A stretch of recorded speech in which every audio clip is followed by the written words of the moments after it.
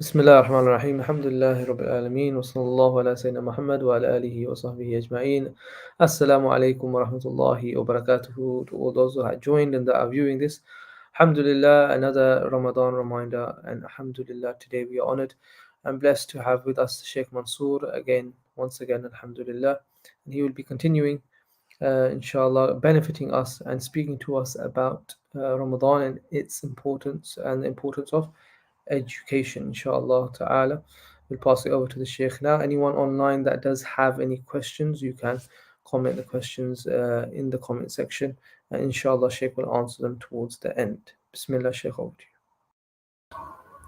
بسم الله الرحمن الرحيم إن الحمد لله نحمده ونستعينه ونستغفره ونعوذ بالله من شرور أنفسنا ومن سيئات أعمالنا من يهده الله فلا مضل له ومن يضلل فلا هادي له وأشهد أن لا إله إلا الله وحده لا شريك له وأشهد أن سيدنا محمدا عبده ورسوله السلام عليكم ورحمة الله وبركاته. Welcome to one of the last few Ramadan reminders which we have. I pray everyone is well and benefiting from these final days of Ramadan. We've been speaking a while now. I've been circling around the same sorts of topics for each of the reminders which I've delivered. And today is the final of my reminders. So it's an important opportunity, I think, to reiterate and really solidify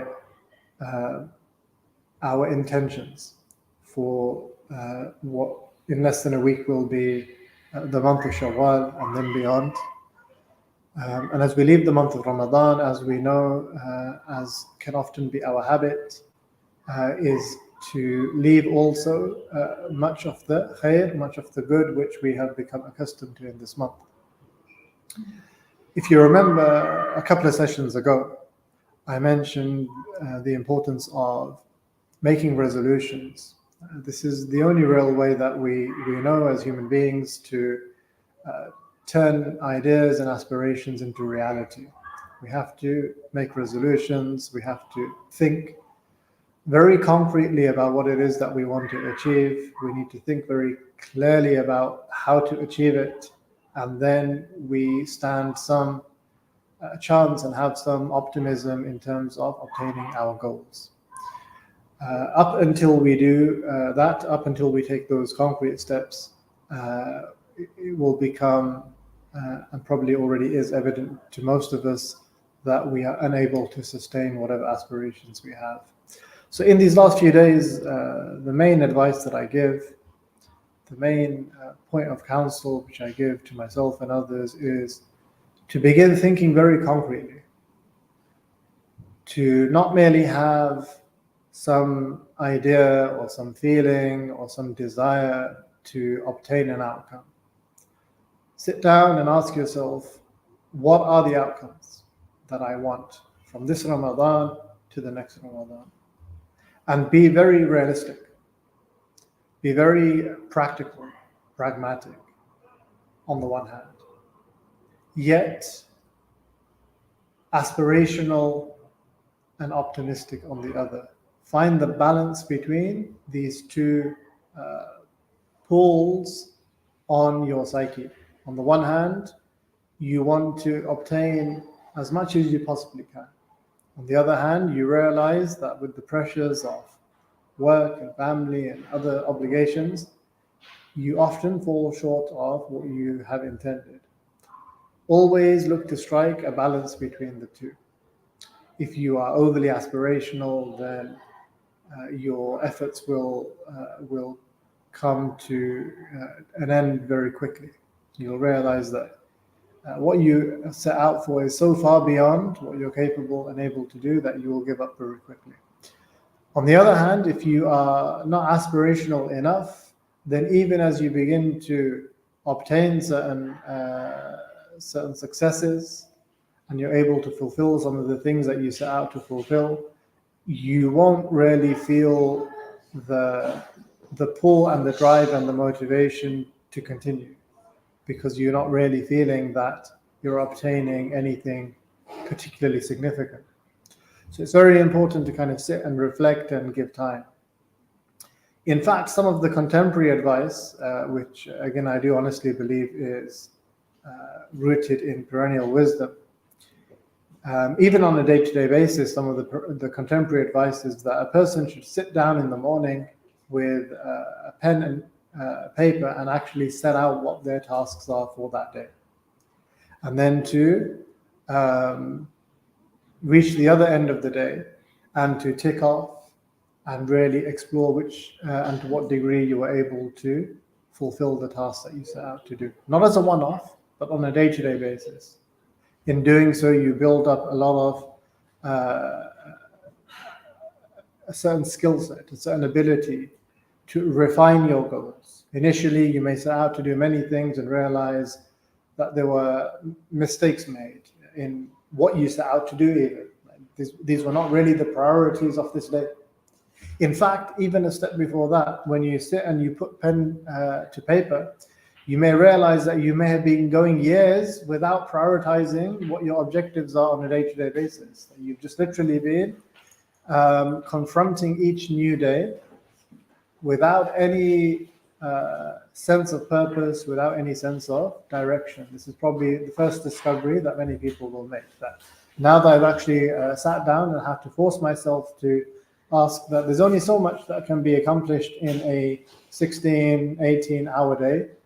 And now putting pen to paper, I realize that I'm not able to do everything that I need to do today and the next day and the next day. And so the question of prioritization is going to hit you very quickly. And then you're going to learn the skills of how to prioritize. So the benefits are countless when we sit down and think in this sort of practical way. I just want to link that practical wisdom to what I'm talking about, which is now our resolutions from one Ramadan to the next. Sit down, pen, paper in hand, ask yourself, where am I today? Not what do I want to accomplish, not what new thing do I want to have obtained, who do I want to be next Ramadan? This is the phrasing. Who am I today? Who do I want to be next Ramadan? And then in this balance between a measured mentality and an aspirational mentality, plot who it is exactly that you want to be next Ramadan. Then once you have that on paper, then you ask yourself the next, more and more concrete, one step at a time. The next question then is, well, now how? How am I going to go from being this person that I am to being that person? You may have the answers, you may not have the answers. But then if you don't have the answers, now you're in a position to seek them out. Now you're in a position, you know the question that you have to ask. How many times, I teach many classes, by the way, and when it comes to the question of questions, there are often very few. And I honestly put it down primarily to a lack of understanding the importance of questions, number one, and then not understanding how to formulate a question because of whatever insufficiency you see within yourself or whatever complication you see in really understanding the point that's being made and then articulating a valuable question. One of the scholars of the Salaf said, in fact, that the first daraja, the first station of knowledge is learning how to articulate a good question. So this is something that we should all be working on.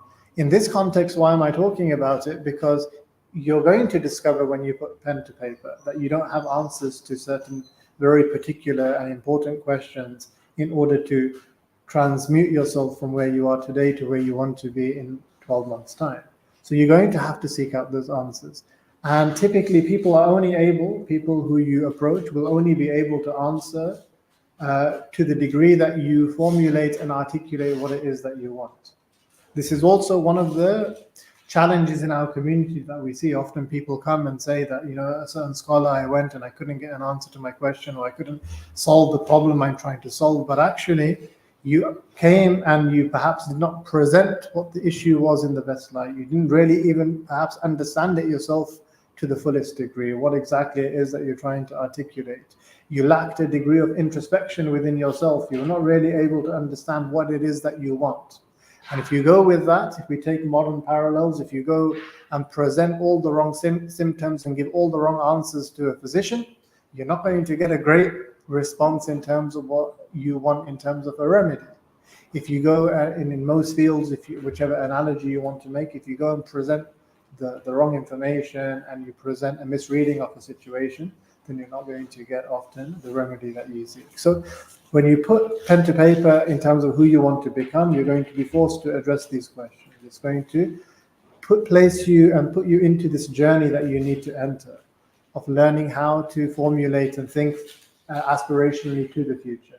Then you can articulate that to people who will hopefully be able to, with the permission of Allah subhanahu wa ta'ala, help you on that journey, to give you advice that you can consider and weigh in your own internal scales, and see whether that advice is something that you wish to pursue and try.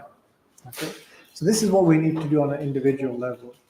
Now, very practically, if we relate it to what we've been speaking about so far, you need to ask yourself, how am I going to introduce and ensure that I'm reciting Quran along with reflection in the mornings and evenings on a day-to-day basis? How am I practically going to achieve this outcome if it's not happening currently? What are the most likely obstacles going to be? Is it work? Is it my sleep routine? Is it my lack of interest? Is it my lack of ability? It could be any mixture of these sorts of difficulties. It's not a simple thing. When you break it down, you realize that there may be multiple barriers that you need to address. Then similarly, how am I going to now introduce this reading routine, 45 minutes every evening? How am I going to do this? What are the practical obstacles? How will I overcome them? Is it because I don't read? Is it because I only have limited interest? Is it because I don't know which books to read? Is it because I worry that if I read, I will have questions that I will not have answers to, and it will leave me in a worse situation than I currently have? I've spoken to people about all of these things in the past few decades. People come with all sorts of barriers. You need to figure out what they are for you, and then you can begin to speak to people and address them. I know people that have gone years without learning because they fear reading. I gave that last example for a particular purpose. They fear that my aqidah will become corrupted. I don't know the truth, and I need to sit only with the ulama and learn from them. But they have no ulama that they sit with because for whatever reasons it doesn't align with their work timetable, etc. So what's the end result?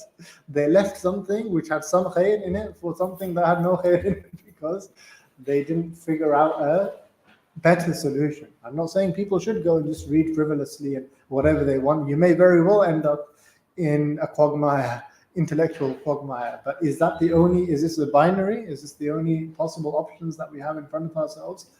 No. If we are able to conceptualize where we want to go, we are able to articulate the worries that we have to the right sorts of people, then we can become unstuck and we can figure out a way through. Then thirdly, how am I going to introduce this day of learning? Where is that going to come? Is it going to be the Sunday that was mentioned? Is it going to be a Saturday? Is it going to be because I work some odd shift patterns that one week I don't do anything, but the other week I do 2 full days? Is it going to be that because of the sort of work that I do, that it's going to be a Thursday and Friday, 3-4 hours of the evenings, both on Thursday? It could be any one of these options, and it depends on who you are and what sort of life that you live and what responsibilities you have. Nothing that I said was meant to be so solid and immovable in its nature that it cannot be moved for the needs that you have. Maybe that 45 minutes of reading for you is going to happen in the middle of the day. Maybe it's going to happen in the morning. This is for you to determine. You now know roughly what the quantitative nature of what you need to do is, and it's for you to figure out the remedies and solutions for how you're going to do it. All I can say to you is what most people say. If you meet someone who has done something and attained some of its fruits, it could be in the realm of business, it could be in the realm of education, it could be in the realm of sport, it could be in the realm of anything. When you meet people that you genuinely see who are accomplished, they don't spend a lot of time trying to convince you. And the reason they don't is because they probably look back and realize that nobody would have been able to convince them when they were ignorant. And they realize, it's only the process which leads to the realization. Someone has to do it, and then they see its fruits, and then they realize that, okay, this is great. Because normally what happens is people come with a barrage of insecurities and lack of an ability to conceptualize the fruit of what they're seeking. But this is normal. This is going to be the same, like I said, in business or in education or in sports or anything. Your coach tells you, do something a certain way. You don't sit there and start arguing and debating with your coach until you can convince me that this is the right way to do it. And you're going to say, no, I see this person has achieved something.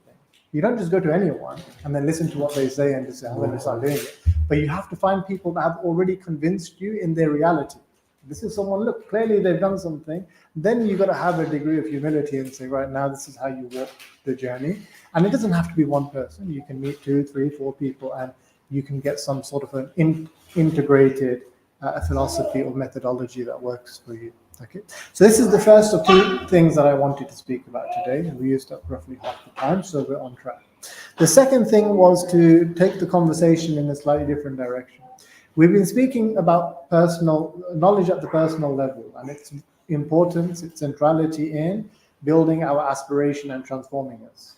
Hopefully that point has become solid in our minds, and I'm not saying solid in the sense that we now fully understand it, but solid to the degree that the contention has been placed before you in a way that you understand the contention, the proposition. Simple language. I understand now at the end of these Ramadan reminders that this one teacher has done, that this teacher at least is arguing that without knowledge you are not going to transform your condition. Period. Full stop. I might not agree with it yet. I may not understand why. That's now going to be a journey for me to discover that from this teacher or whoever else argues for this proposition. So come talk to me. We can talk about the proposition. So that's what I mean. I don't mean that I've convinced you all of my proposition. I hope that I've articulated my proposition sufficiently that you understand it, irrespective of whether you agree with it or you need more information and to go. That's a separate conversation altogether. But what I have said right from the beginning is that it applies as much to personal transformation as it does to societal transformation. This is also key to my proposition. There's no distinction here between one or the other. Why is this important? Because as much as we speak about ourselves, as much as when we sit alone and we think, I want to be something else, we also turn out to the world and we say, we want this world to be something else. We don't like the way that the world is. We don't like what's happening in Palestine. We don't like what's happening in Haiti. We don't like what's happening in China. We don't like what's happening here on our own doorstep. We don't, all these aspects of the world that we are so committed to wanting to see those realities transformed as well. And so my contention is the same, that this is a process of knowledge. But now it's societal knowledge as much as it is personal knowledge. And so let this perhaps be another resolution that you need to think about. We all come to Islam, we all come to Allah in need. We all come to this religion seeking something. However, the problem is going to persist if the majority of us remain in that condition 5 years, 10 years later. We are still here as service users. We are still here coming to Islam because of a need we have, not a need that we want to lift from anyone else. We are here seeking something because there's a deficiency or there's a weakness or there's metaphysical anxiety within us. Fine. Everyone comes to Islam for this in reality. Everyone comes through that same door. But the problem is what? If you never leave. If you are there and you are always someone who is in need, but never someone who is going to alleviate the need of someone. Islam did not come for this. Islam did not come for you to be perpetually someone in a state of abject weakness, lack of any movement or any growth. And so you're just there, and every moment in which you turn to Allah is just because of some deficiency in yourself. Every time you turn to Allah is just because some illness that's affected you. Every time you turn to Allah is just because of some spiritual malady that you're feeling. Every time you turn to Allah is just because of some poverty-stricken condition that you currently seem to be facing. Every time you turn to Allah is just because you've lost that job. Every time you turn to Allah is just because you feel that state of incapacity. Every time you turn to Allah is just because that moment of depression has landed upon you. You see, this is just need. But where are you giving? Where are you giving to Allah's religion? This is the way that it works. The Prophet taught us that the upper hand is superior to the lower hand. The hand that gives is superior to the hand that takes. This is the hikmah that we learn. Now we come in a state, and I don't want to get wires crossed here. When we're speaking on a purely spiritual level, no one escapes the state of abject need before Allah subhanahu wa ta'ala. This is when we're speaking metaphysically, but I'm not speaking at that level. We can all be in a state of abject dependence upon Allah, yet we can be people who give. We can be people who support. We can be people of the upper hand. This is what I'm talking about, right? So we need to move towards this. And this is what's going to lead to an answer to this question that we have: how is the world going to be something different? I don't speak in terms of solutions, I speak instead in terms of directions. The reason I do that is because of, let me explain it through a saying of one of the great awliya, the great saints in Islam. He said that everyone comes according to their capacity, knocking on the door of Allah subhanahu wa ta'ala, the court of God. We come and we knock and we petition. But it is Allah subhanahu wa ta'ala who decides how and when exactly that door is going to be opened and where it's going to lead. We have no control over that. This is our aqeedah, this is our iman. We understand Allah subhanahu wa ta'ala opens the door how He wills, for each of us, individually or societally, the way in which He wills. We only have capacity over how we stand in front of that door and knock, and how we petition. Okay, so this is why I don't speak in terms of solutions, because solutions are with Allah. People, I think, who are too hasty and too emphatic in speaking in terms of solutions are missing something.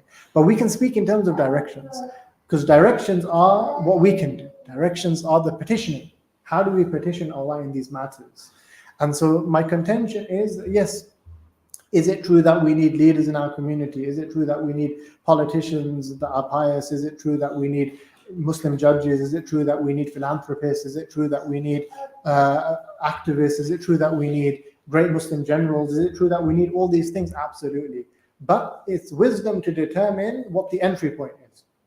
We need all these things, but the question is exactly what's the strategic entry point of how we obtain these things, because it's not to obtain one individual who is a great philanthropist. It's not to obtain one general who's a great Muslim. It's not to obtain one political thing, because if we know the world to any degree of sophistication, we realize this doesn't achieve outcomes. This is not how outcomes are achieved in the world. What we need is replicability. What we need is for us to create an infrastructure within which, latitudinally in terms of numbers, that we have people that are aspiring to the right sorts of things. Longitudinally in terms of heritage and handing over one generation to another, that we have the right numbers of people and quality of people that are working to these sorts of solutions. Then we will produce the sorts of people that we are seeking, and we have petitioned Allah in the best possible ways. We pray that Allah will open the door in the way that we hope and seek from Him. But we haven't done any of that work yet. That institutional building, that work that we need to do, we haven't even begun to do it in our households. Yeah? If you think of the household as the smallest level of an institution, because an individual is an individual, an institution by nature and by definition is when you have more than one person working on something. Now you're building an institution, right? It's in metaphor that we say a person was an institution to themselves. And we have people in our tradition who are like this, but this is in metaphor, and it's in the use of balagha, exaggeration, to illustrate how valuable somebody was, right? Someone was an army to themselves, for example, or someone was an ummah in and of themselves, as we've been taught, say that, as some of the prophets were. So institutions by their nature are groups, and the smallest institution that we have is the household. Now, if we look only in the household, we see that we haven't even begun to achieve the sorts of institution building around education, even within just the home. Forget about anywhere else. Let's take one example. In our communities, and this is a challenge now, to ask yourself, anyone who's listening, think about your community, think about communities that you visited and been to. Ask yourself, is there a single community of Muslims, let's take the whole of the UK or the whole globe, wherever you want to take, where in that community that you have as a norm the process of Islamic mentoring, that you have youngsters who are 12, 13, 14, 15 years old, and don't have teachers, not like you ship them off on a Saturday or a Sunday and go and study some seerah, color some things in, sing a song and come home and think that you've taught your children Islam, right? No, ask yourself, is there a single community where you have as a norm? I don't mean, there's one guy I heard he does something. I don't mean that, because I'm talking about institution building here. Is there a single community where this has become the norm? And by norm, what do we mean? That the families and parents expect it, and the people in the community that are able to deliver it because it's a demand and an expectation. This is how institutions are built, right? Why does an institution exist? Because there's a clear demand that's needed, and there are people able and have expertise to deliver it. They work in tandem. No demand, you often don't create expertise. You create the expertise and people don't demand it, the expertise fizzles out, you don't get anywhere anyway. And this is just one example. We haven't done this. I could have started off even more simplistically and said, in our communities, do we even educate? Like just normal teaching, forget about mentoring, just instructional learning. How well do we do that? Even that doesn't happen. We have in our communities, if you go up and down this country, do you know what you're going to see? That 90% of Muslim extracurricular learning for youngsters is capped between the ages of roughly 6 and 11. 90% of it is capped, because after that, what? Now my dear child has to go and study GCSEs and A-levels, and there's no time for any of this. And at the end of the day, we need our children to do well, and blah, blah, blah, blah, blah, blah. And then at the end of it, you've got these teenagers, existential crisis, they don't know Islam, they don't know anything about how to know their identity in the face of the philosophical challenges that face them in modernity. They don't know how to formulate questions, they don't know what the answer to those questions are, and they are slowly imbibing modernity like being drip fed. Whether they know it or not, they're going to obtain adulthood and they're going to realize in the right setting that they are more Western and modern than they are Muslim. This is the reality of the situation that's going to obtain. No solutions are going to come in this sort of way. So I'm trying to shine a light on some of these institutional failures that we have in order to build resolutions now. Don't just think about yourself. I've spoken at length about what we need to do. But even that is not to fulfill your need. Even that can serve, if you have the right intentions, great institutional value.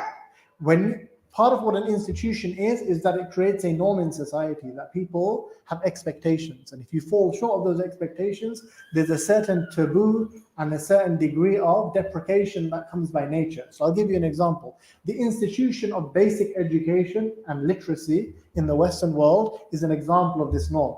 If you don't know how to read, you are not going to let anyone find out that you don't know how to read. We have whole BBC documentaries of great celebrity figures that didn't learn how to read properly and learned how to mask it for 20, 30 years so that no one actually knew. Why? Because it's an institutional norm. If no one cared about whether you could read or not, people wouldn't mask it, they wouldn't hide it. But can we go out there today as Muslims, flagrantly tell people how ignorant we are of God's religion, and no one bats an eyelid? You can go and tell someone, like, I don't know seerah, I don't know tafsir of Quran, I don't know anything. I maybe heard a couple of hadith in passing when I go to pray Jummah prayers. I don't know the Arabic language. You ask me about the Umayyads and the Abbasids and the Seljuk Empire, and I don't know what you're even talking about. Ask me about great mufassirun, people who have commented on the Quran. I don't know their names. Ask me about anything, the life of like these great figures that we want to replicate. Salah ad-Din, I can't tell you who his father's name is, let alone what his life is. And then what? What's going to come from this? So why is this allowed to perpetuate? We have not created certain institutional norms. Now, when I'm asking you to educate yourselves, it's not simply just so you become a better human being. Yes, we've spoken at length about personal transformation, but you will also create an institutional norm in your society. And this is the reason I speak in this way. It's not to make people feel bad. But if I say to someone like, you don't know Arabic? How old are you? That person is going to hit them.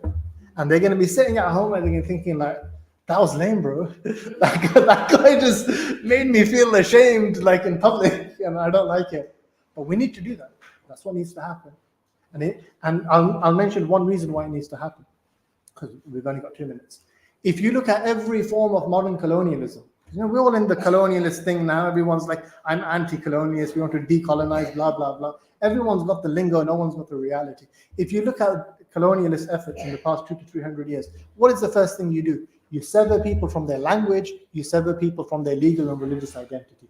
This is what you see. If you go to Egypt, it was the introduction of Napoleon Law Code. If you go to the subcontinent, the Indian subcontinent, it was to take the Sharia and mutilate it into a canon form of law. What's called it was called the Islamic Anglican law or something like this, right? If you look at in Turkey, they made what's called the Majalla, which was again a canonization of what was a vibrant, dynamic legal system. And what happened to the Arabic language in Turkey? Yeah. If you know your history, you've got to look at these things. So these are not small things I'm talking about. It's not just about I'm telling you to learn Arabic so you can understand God's words. Yes, this is absolutely important. but to create a culture of expectation in our communities that everyone knows the basic level of Arabic. Everyone has their ulum to a basic level. This is what's going to create a sea change in terms of our aspirations as a community. But if today someone's coming to me and saying, we want revolution and solution, and the person doesn't even know the basics of religion, like, where do you begin? Where do you begin in that situation? You can't get anywhere. So this is my contention. So I want people to be very aspirational. From this Ramadan to the next Ramadan, begin this journey. It's a big thing I'm asking of you guys, not a small thing. It's contrary to intuition, but actually grounded in the best science that we have. Ask people to do big things. They're more likely to do something than if you just keep selling them on, oh, it's okay, just it's not going to affect you much, just do a little bit. No, this is going to affect you a lot. But what you're going to get from it, like, I can't explain it to you because, like I said, you just got to have some faith and get working on the journey. So that's my advice for today. Personally and institutionally and societally, begin this work. Begin learning. Have high aspirations for your learning, for your children's learning, for mentoring in your communities, for coaching in your communities, for school building in your communities, for home education and cooperative education in your communities, for book clubs in your communities, for all of these sorts of things. Just grow them, for inviting scholars to deliver lectures on complicated topics in your communities. You want to know about Khilafah, Caliphate, invite the ulama and don't ask them to dumb things down for you. Let them speak at the highest level and let yourself be frustrated by your inabilities to understand what they're talking about, so you can lift your level of education, you can lift the community up. This is how we're going to solve the problem. And I'll leave you with one food for thought. We see the if you want to see, like, proof, where's the proof? The proof of this is in Western modernity, both positive and negative. What do I mean? Pay attention. This is a very kind of clear point I want to make. The Western world today is a proof for the value of knowledge, both positively and negatively. The Western world dominates the domains of science and technology. Am I lying? The Western world completely dominates this, and our world is nowhere to be seen, right? Why? Because of their investment in what? Scientific and technological knowledge. This is why they dominate it. They don't dominate it because it was like the roll of the dice and it was a bit of a fluke. No, look at the institutions of scientific and technological learning in the Western world and compare it to the East. Metaphorically the East. I don't mean geographically now. You've got satellite institutions all around the world, but what I'm talking about is the Western paradigm, right? Okay, but negatively as well. The Western world is the most decadent morally. We see what's happening in Palestine. We see how politicians are speaking in the news about this stuff. Like you killed one person. Oh, it was tragic, right? And it happened accidentally, like manslaughter or something like this, where 30,000 people have died, right? You see the moral decadence. Why? Because look at how little they have invested in terms of moral knowledge.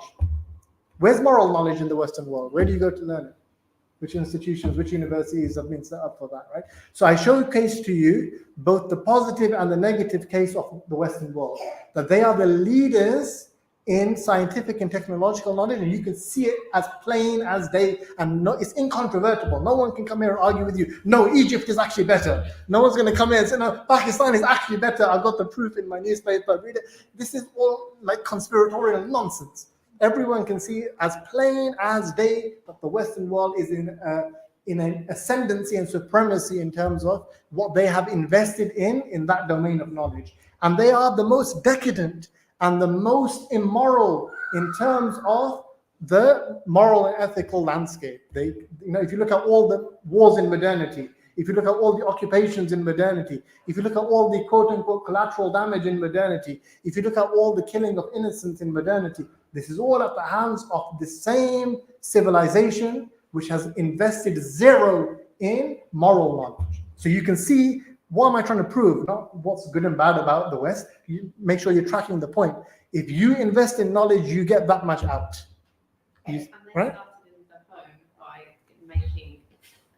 They've done exactly. Education has been institutionalized all the way from the age of 5 all the way to the age of 30 if you go on and do PhD, postdoc. Everything's been, look at the level of institutional investment and commitment. All of this started off organically. It started off with people in rooms talking at certain points in human history about how they're going to do these things, and then conversations evolved. And that's how it happened. It didn't happen by by some other kind of magical way of happening, right? Now look at the Muslim world, but we're stuck, right? We're pretty much down here in terms of science and technology, and it's reflected in our countries and communities. But we're also somewhere in the middle morally, and that's why we're not the most egregious morally. If you look at our community, we're just somewhere stuck in the middle. We're not doing particularly good or bad in terms of the external sciences, and we're not doing particularly good or bad in terms of the moral. But you see how everything then mirrors and matches up exactly how we expect them. Therefore, we're kind of in the middle morally. We don't commit as much of the grave atrocities that we commit our fair share, but it's nowhere near like what they're committing. Because morally, we are somewhat superior. We have somewhat more of a moral education that is still part of the fabric of our communities, and we can see the distinction there. But also, how far below we are in terms of our scientific and technological education is also then present. And so there's no magic here. I'm trying to show you that this is just reality. If we don't make these changes, we're not going anywhere. That's the reality of it. So let's start building individually. Let's set a new norm institutionally for our societies in terms of what Muslims can quote unquote get away with in terms of learning. And then let's start changing the expectations in our communities. It will drive and it will create the people then who will have the caliber and knowledge to cater for those new realities. If you're saying, well, how can we do this? We don't have the mentors and the ulama in the community. Well, this is a cycle. It will change when you start demanding it. If you started demanding today that you want, I don't know, you want turkey meat, and you start looking at how all the halal butchers start selling turkey meat by tomorrow, they'll find a way. This is basic economics. So I'm over time anyway, but you get the point. Alhamdulillah, let's be aspirational and let's think concrete terms. What are we going to do from this Ramadan to the next? Let's think on a personal level, let's think institutionally, and let's start working societally towards these sorts of changes, inshallah. May Allah give us tawfiq in this endeavor, both in this month and outside of this month. Ameen. Shaykh, we have a question online, just one. Is it okay if I read it out? Yes, please do. In pursuit of knowledge, the biggest challenge I find is the implementation in my life of said knowledge. My actions lack far behind the knowledge what I have effectively. I cannot put it into practice. Okay. So these are the examples of good questions. These are the examples of questions that people need to learn to articulate. Let's put it in a simple language. I've learned quite a bit now, and I can't translate it into practice. So, the way that I see it is, if this knowledge is not benefiting me. It's very common. Very common people articulate it like this. Okay. I want to give like a worldly example. There are certain